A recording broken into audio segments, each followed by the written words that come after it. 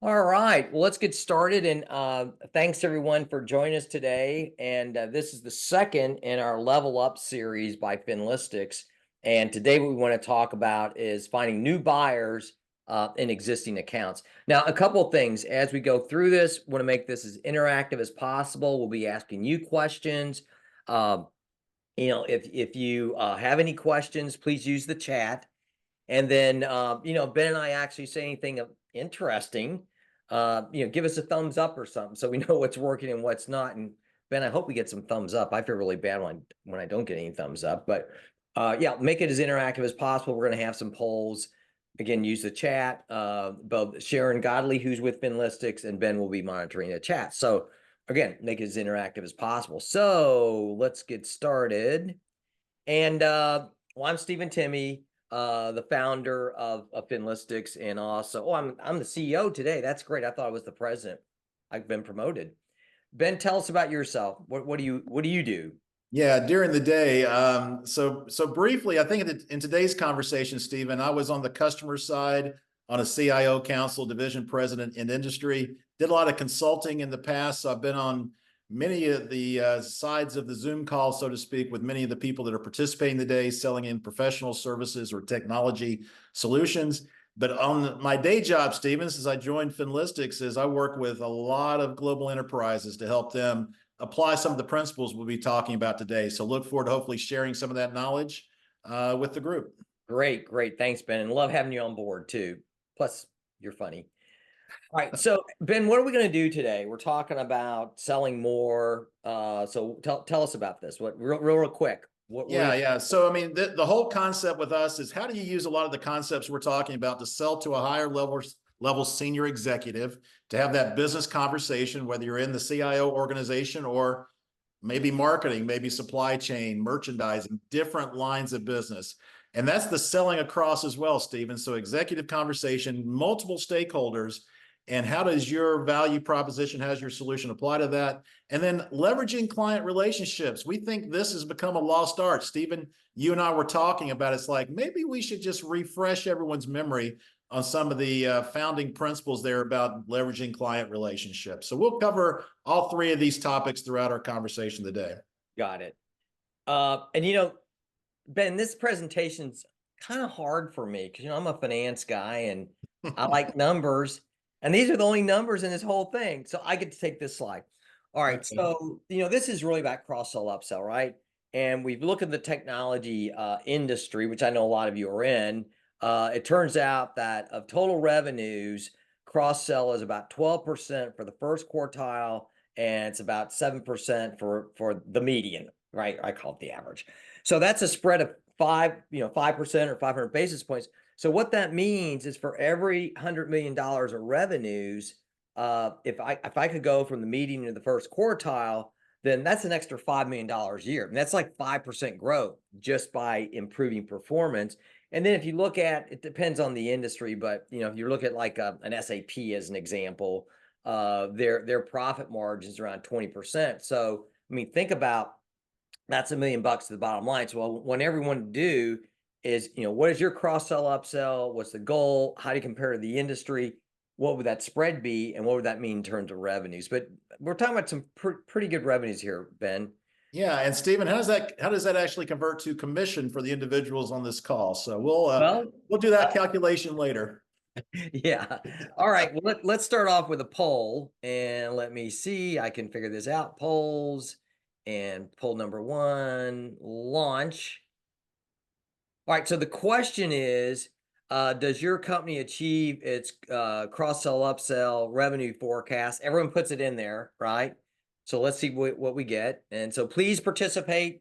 Let's have this going. I've got 5 folks so far. All right, here we go. We got some more folks. All right, let's do a couple more, and then Ben we'll call it quits. Yeah. Okay, so let me see. In poll, share results. So Ben, can you see this? Can everyone see this? Yes, we can, I believe. Yep. All right, so what we got is 30% is in that 75 to 90, good. 50 to 75 is 30, and then less than 50% is 40% of the people that participated. So I'm going to ask you a question, and please use the chat to respond. Is, we'd all like to be at that 90% plus, right? But what is the one obstacle that you all find that keeps you from being in that 90% plus, or those in the 50 to 75 or less than 50 being in that 75 to 90%? So the question is, please use chat to respond. What is the one obstacle you face that you don't have a higher percentage of achievement in the cross sell upsell? So I'm going to stop sharing this. All right, and again, please use the chats to respond. Yeah, and Stephen, just so you know, in chat, Mike Krubb gave you a thumbs up, so he's affirming you due to your insecurities there about needing affirmation. Thank you. Cheryl, yeah, the reaction button, just go from here. All right, so Cheryl, thanks very much for this. Still building seller capabilities in selling new solutions. And we're hearing a lot about that. And I think, Cheryl, call us on it if we don't address that, but I think that is a key, missing key challenge around that. Dennis Roman, nice to see you again, talk to you again. Being able to make contact with business people in the organization that could be clients. So that cross sell, finding new stakeholders, Stephen, the business people versus the technology. Good one, Dennis. Appreciate that. Again, good talking to you again. Anyone else in the chat? Any other comments or barriers, obstacles to keeping you from your upsell, cross sell? Ben, while we're waiting for another response, comment, what do you see? What do you see as the biggest obstacle?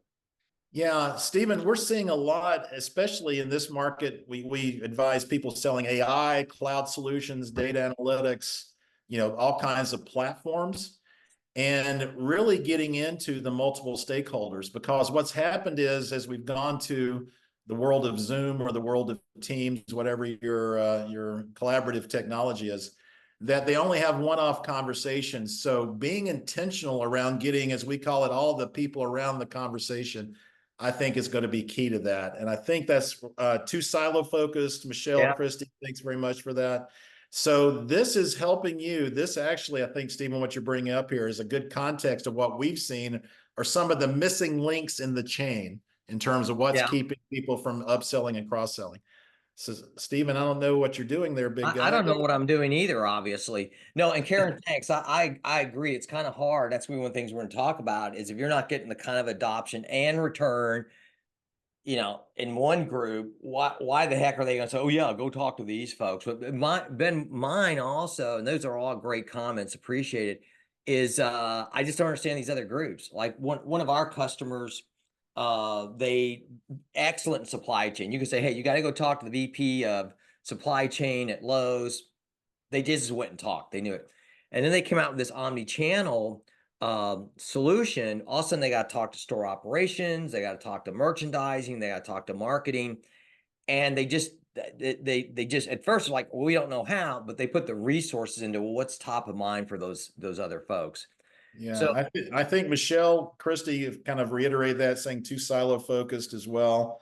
Some other challenges with kind of the legacy applications. So I think you're hitting on some of the themes here. So Gregory Price, thanks very much for that.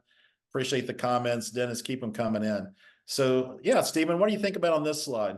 Yeah, so this is really a framework, folks. I don't know, feel free to use it, please. And so to call higher or call across, it says, look, you really need to know the customer. And I know that's basics, but we do surveys all the time. And only about 25% of these sales or revenue organizations, we can call them now, do this well. And they'll say this isn't me saying it, it's them saying it. So Ben, there's a lot of stuff going on here, but you're much better at putting pieces together than I am. So kind of walk us through this and what's the big picture? Yeah, this is kind of the links in the chain that we see are kind of missing in today's market. So, Stephen, you actually, talked about this for years, right? That not just the business, but the financial goals, understanding that so you can align to everyone's agenda, especially today. If you don't align to what the customer is doing from a strategic standpoint or what their financial priorities are, you're not going to get off the gate, right? So really being intentional around asking those questions or doing your research, around the goals. The executive compensation, the financial part of the conversation, this is understanding not just how they're paid, but what metrics they're paid on. Again, so being relevant to the customer around compensation. The other thing is there's so much disruption going on here, right? So we're probably, Stephen, in the second year of a technology recession, if you will, with all the right sizing, the headcount. But every trend, even in manufacturing, retail, everyone's being disrupted. So how are you relevant? This is all about executive mindshare. How are you relevant to those trends? Obviously, financial performance. Hey, are you selling into a customer that's growing, declining, profit pressure, margin pressure as they scale, their profitability is going down? Understanding how they compare to themselves, their trends, as well as the competition. The stakeholder map, Stephen, you and I get asked, well, we're doing persona mapping, right? Everyone's doing persona mapping here, are doing their strategic goal mapping with the personas, the stakeholders. This is key, but also speaking the language of those personas. So again, if you're calling on IT, but your application has marketing or revenue type attributions, to it, or capabilities or outcome improvement, how do you get those operational KPIs for that stakeholder or all the stakeholders into the conversation? So we see the gap there, Stephen, and the personas. That's a big check big one there. And then the solution mapping, Stephen, what we call solution mapping. Some people call it a sales playbook, a financial sales playbook, understanding the potential financial impact of your solution for the overall enterprise, but more importantly, getting into that cascading value and operational KPI and financial KPI alignment. Those two gaps, stakeholder mapping, persona mapping, doesn't go quite far enough with getting to the metrics, and definitely solution mapping.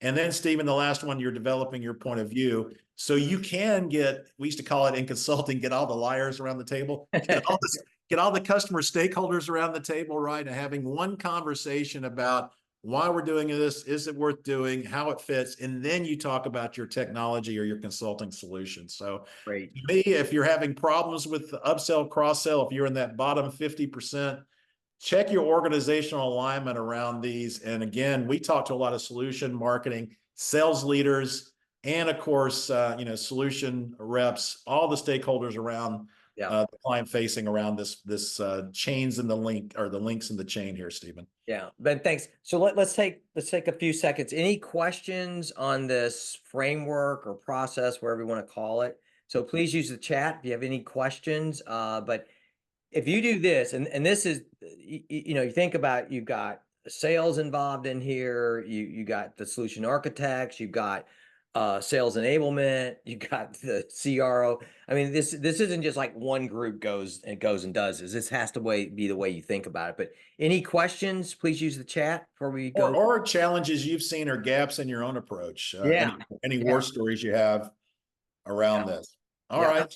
I don't think anyone disagrees with this, but we see such a small percentage of revenue organizations say, hey, we do this very well. So, okay, I guess, Ben, you made that. Oh, there we go. One question. Thumbs up. Thank you, Cheryl. So there you got your affirmation, Stephen. So let's move on. It's not even noon, and I got 2 thumbs up. All right, so let's see.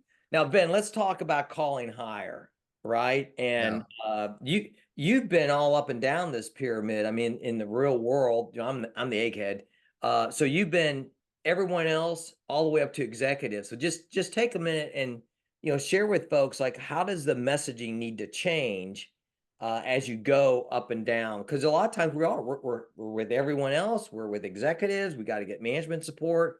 So just kind of walk us through how that messaging, first, how that changes, and then we're going to talk about is how do you go from everyone else to management to executive. So real quick, let's talk about what they do and how they're measured. Yeah, there's a couple of nuances to this. So definitely, if you look at the left side, what are the roles of the kind of the corporate hierarchy? And then, of course, what metrics do they care about, right? So if you're talking about really having a strategic impact, you really have to kind of call it the executive level. But we hear all the time, how do we get there? I know, Stephen, when I was in the industry, we paid McKinsey tens of millions of dollars, let's just say, for them to come up with a balanced scorecard. Or we ran an over $40 billion company on 7 metrics. And if our vendors coming in didn't understand those 7 metrics or didn't tie to their solution, it was just more difficult for us to understand it. So at the executive level, those 7 metrics can be cash flow related, EPS, revenue growth related, but then it cascades down to that middle tier, the management tier, in terms of, different kinds of, revenue, direct costs, cost of goods sold, SG&A, IT budgets, and all of that. So the magic here is understanding where you are in the organization. And if you're trying to have a revenue conversation with a director of IT, you have an alignment problem. So using those insights to either empower that person to go talk to his boss, hopefully taking you with them, and then jump over from the IT organization to the revenue organization where you're actually adding value, getting to someone that cares about that value prop is going to be key. So always working the matrix here. And I think it's great. I think Mike Krug commented, hey, it's hard to get all the stakeholders around the table. Yeah, Mike, what we're seeing though is that some people today have forgotten to be intentional, to ask for those meetings. Who else can be involved with this? Who on your revenue team cares about that, or your supply chain team, or your merchandising team? Really, you have to be proactive, because what we're seeing is what we're hearing from our customers is that their customers are too busy to think through how to get alignment internally. So going back to the future here, being intentional as a seller, saying, hey, look, we really need to meet with this individual or this group of individuals, because here's the benefit and here's how it ties into your corporate strategies. It's more education. It takes more time now, especially over, Teams, Zoom, or, WebEx type interactions. Yeah. Yeah, no, Ben, that's great. And I really like what you said something about the information, because a lot of the companies I've worked with is that they're a little bit too siloed. And I remember one time working for this paper manufacturer, and I got to work mainly, I was engaged by the CFO, but I spent a lot of time in the plants.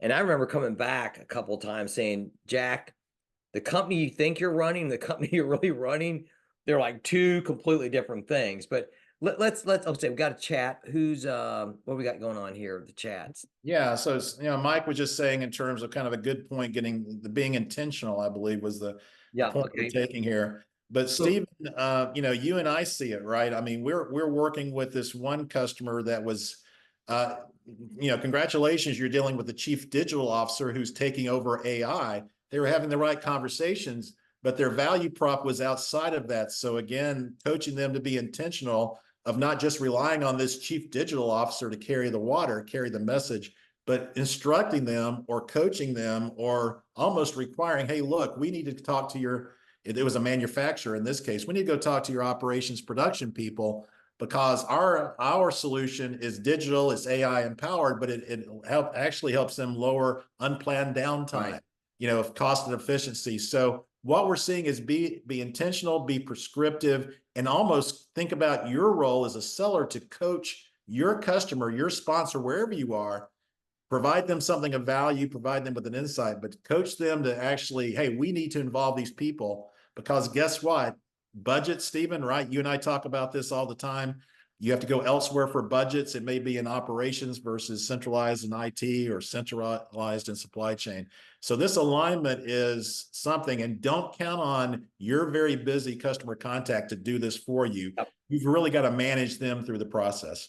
Yeah, good chat, Dennis. And that's my next question is, so you guys share with each other through chat. So what's one of your favorite sales hack to go from everyone to management to executives? So real quick, share with us what's one of your secrets. I guess if it's a secret, you don't want to tell us, but we won't tell anyone else. But no. So what is the sales hack that you use to say, let me go up a layer. So let's see, what do we have?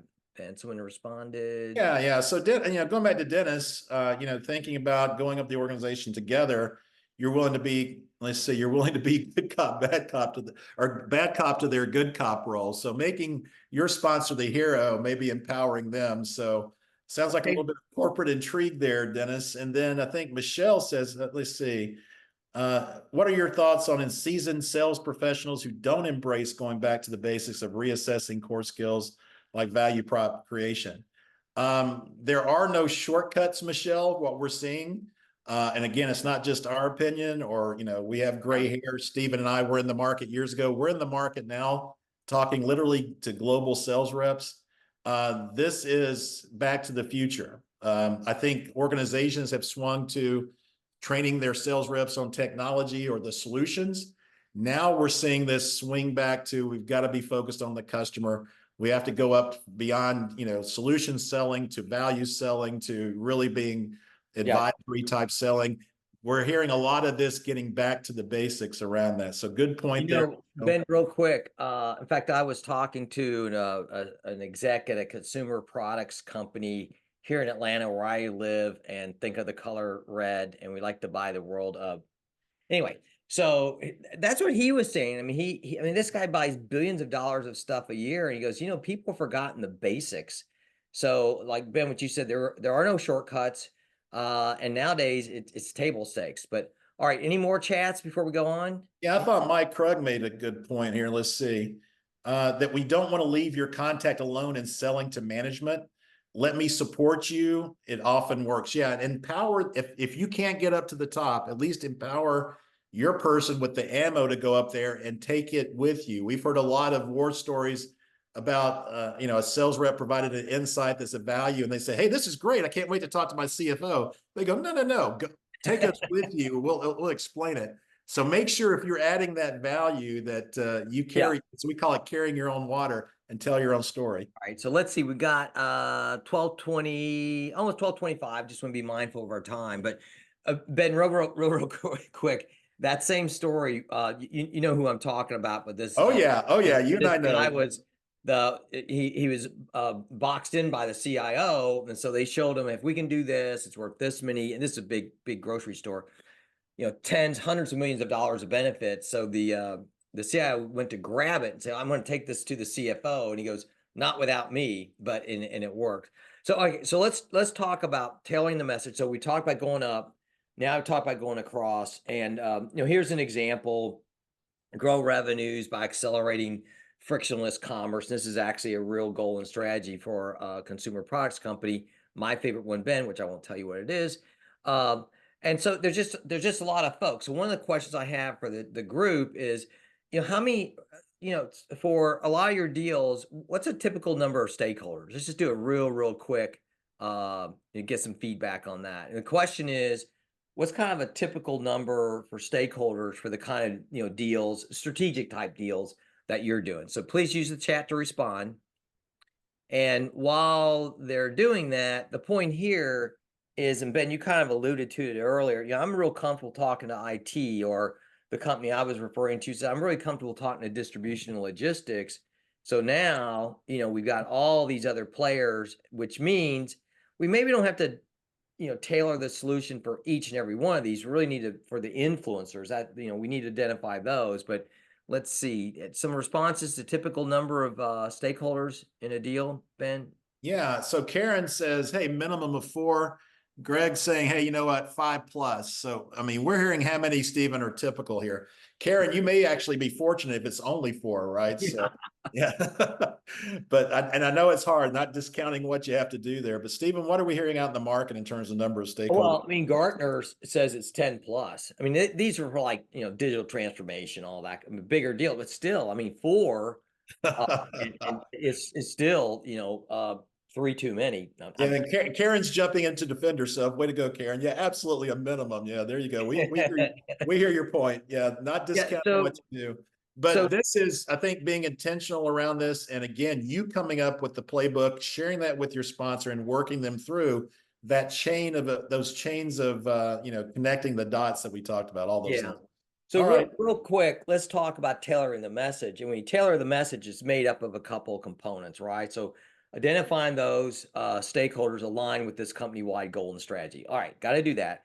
And then talking about being intentional, well, one size does not fit all. We hear that, Ben, we hear this from, executives all the time. Like they come in with the same sales pitch. In fact, a friend of mine is the VP of supply chain for a really big industrial wholesaler.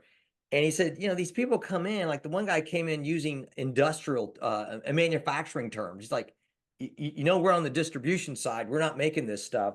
So the point is find out hey, what are they up to? So we've got in this case marketing, distribution, and logistics, both aligned with the same company-wide goal and strategy, but look at the differences and the ways they're getting there. And also look at the differences and how they're going to be measured. So marketing is going to think about campaign response rate, right? Cross-sell, upsell, where distribution and logistics are talking about on-time deliveries, right? Where we got to battle Amazon. They can deliver the next hour or whatever it is.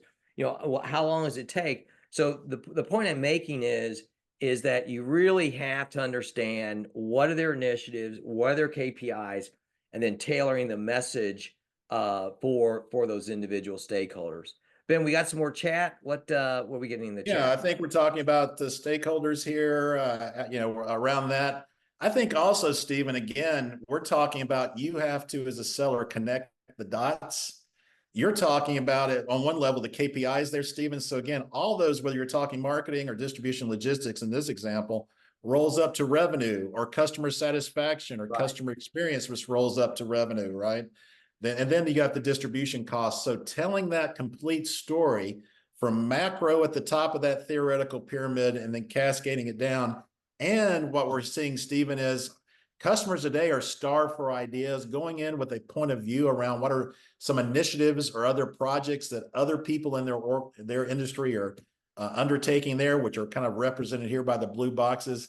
That's adding that much more value to start the conversation, to get them thinking.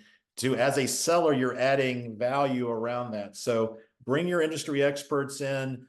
We have some points of view around that. We won't, don't worry, we're not going to go promotion or salesy on you, but going in with that point of view of saying, here's what we see going on in the industry, engaging them in the conversation, coaching your customer through it. It's really become that kind of sales experience to get this upsell, cross-sell going. Yeah. And Ben, you mentioned something that you tell them maybe something they don't know. And I don't know, this Amazon bestseller.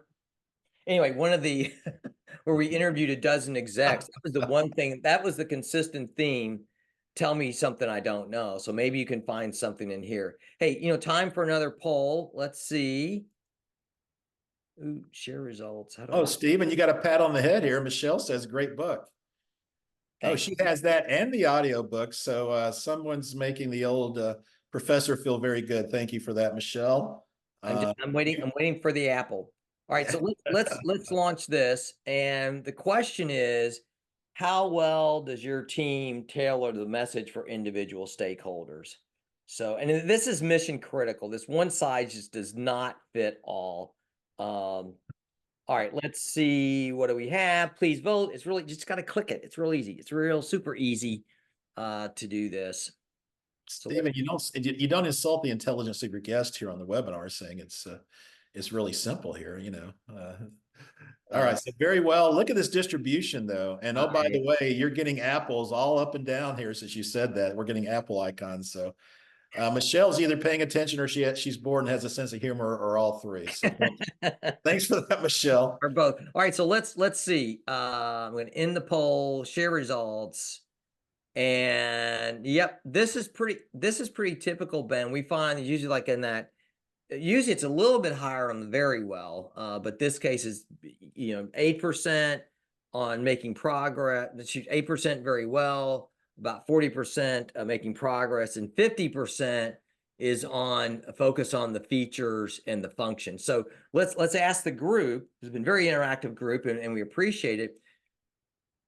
So what's the main obstacles from making progress to doing very well? Because I can tell you right now, executives, and I'm very fortunate, I get to work with a lot of them, they could care less about features and functions. It's all about business outcomes. So again, use the chat. You guys have been very sharing today.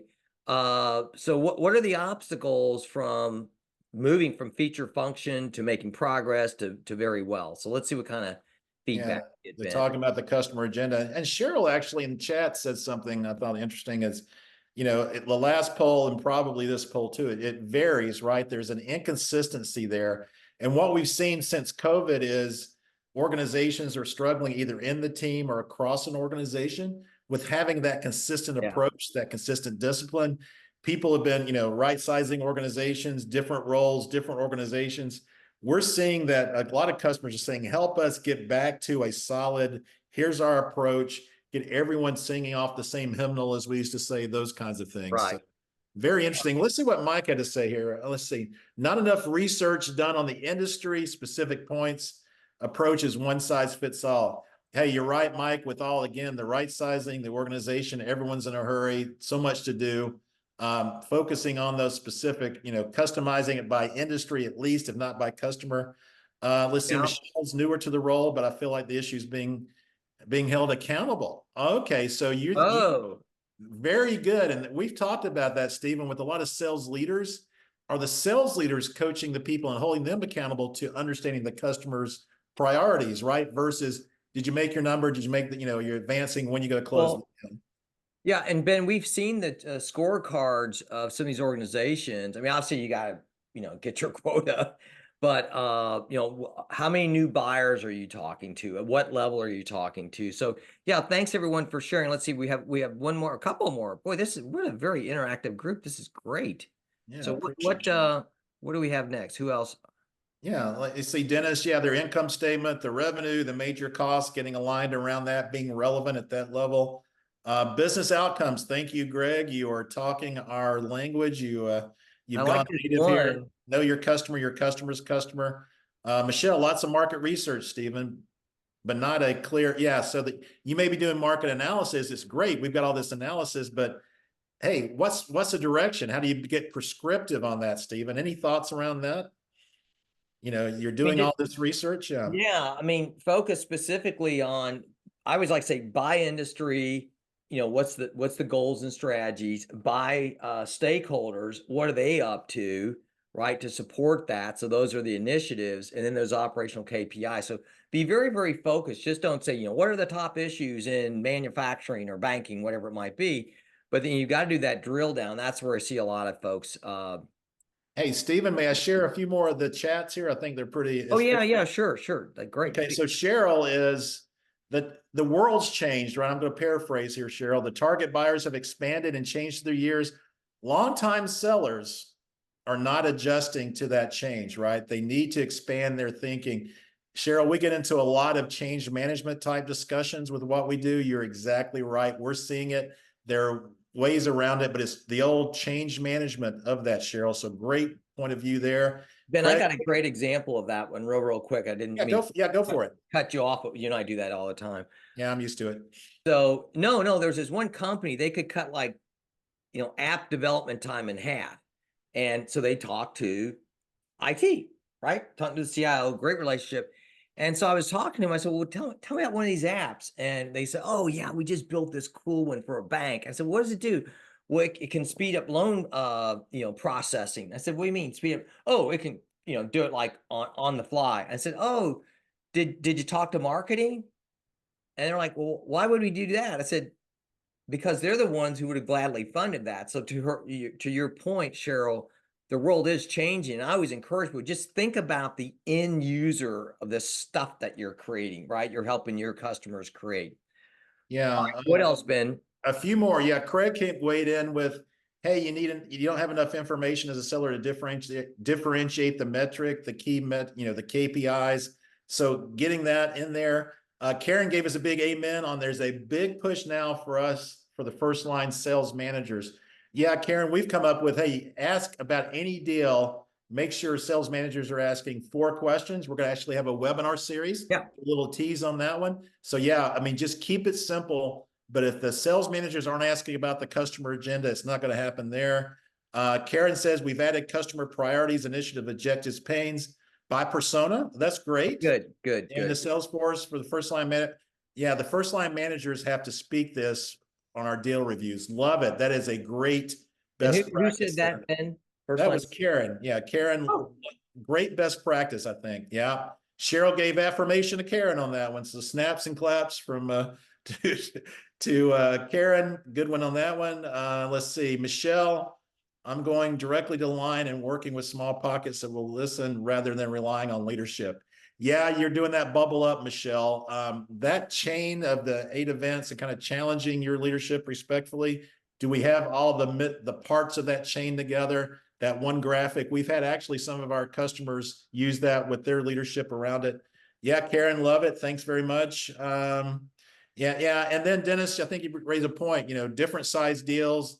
If you have 70 accounts, 70 customers versus 3, the amount of research, you've got to balance that, but coming up with that point of view. So this is great input in terms of the fact-based, love it.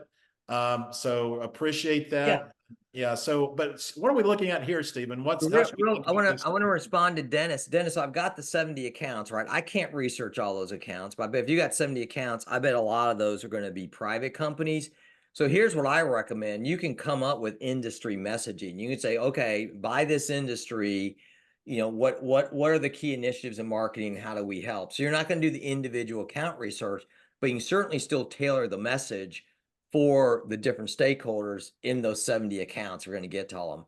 All right, so Ben, real quick, what this is a checklist. Just like before you take off in the plane, here's a checklist. And what I want to do though is, I think everyone's been looking at it. So let's pick one of these, one or two of these, and I like for our friends out there to say, this is the one I think is necessary and sufficient.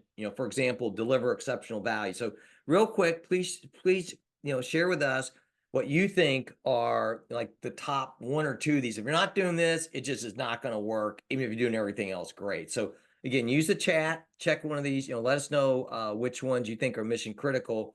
And then Ben, you and I can talk about those. No, that's great. And Karen's offering to help Cheryl. I think they've got some common connections. Oh, great.